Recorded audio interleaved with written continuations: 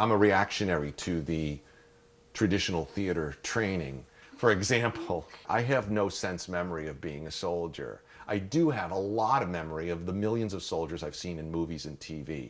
And if you think that I'm going to play a soldier and that's not going to be part of what I'm playing, it's ridiculous. In fact, not only am I playing a soldier based on soldiers that I've seen in movies and TV, but soldiers are existing as soldiers from all the soldiers they've seen in movies and TV. And that's the culture we live in. It's like, this is a constant regeneration of character, and it's everything about who we are as people.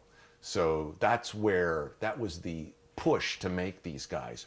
When you finally end up seeing one of these guys, all of that thinking goes out the window, and you're just looking at, for example, Anson playing some, wild preacher from the South, fire and brimstone preacher, and you just know it. We're going into hell unless we do what we know is right, unless we do what God wants us to do, unless we do what the little voice inside tells us to do. We must act. And what does that mean? That means sacrifice. That means doing what it takes. Does it mean war? Yes, that's what it means. As the Crusaders took up the cross, so must we, or we will be eternally damned. So I jump inside this church, see? And I see these bunch of little kids in there with their teacher praying in the middle of the day. Little tiny heads, little tiny butts. I said to the teacher, I said, what you in here for praying for in the middle of the day? And she said, boy, we ain't here praying for peace. We praying for nuclear disarmament. To get that back to the beginning of all of this for me, one of the first things that really grabbed me when I was in New York, I had no experience of, were the people who kind of live on the street and are sort of in their own monologue that never stops.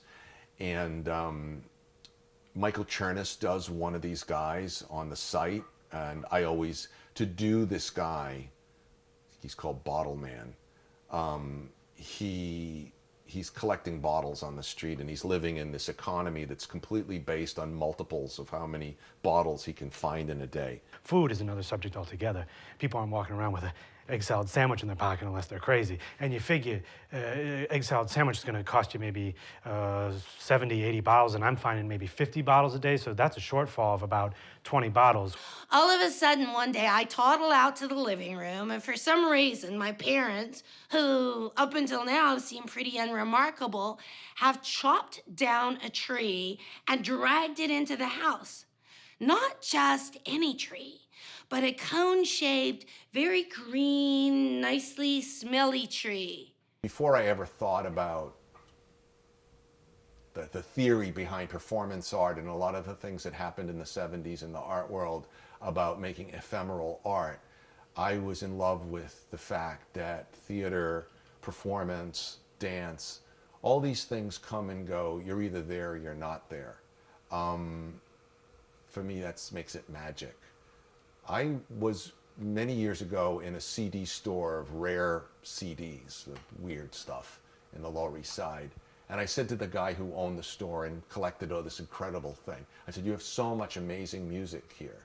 He said, he goes, this isn't music, this is recorded music. Music is when people come together and somebody plays and the rest listen.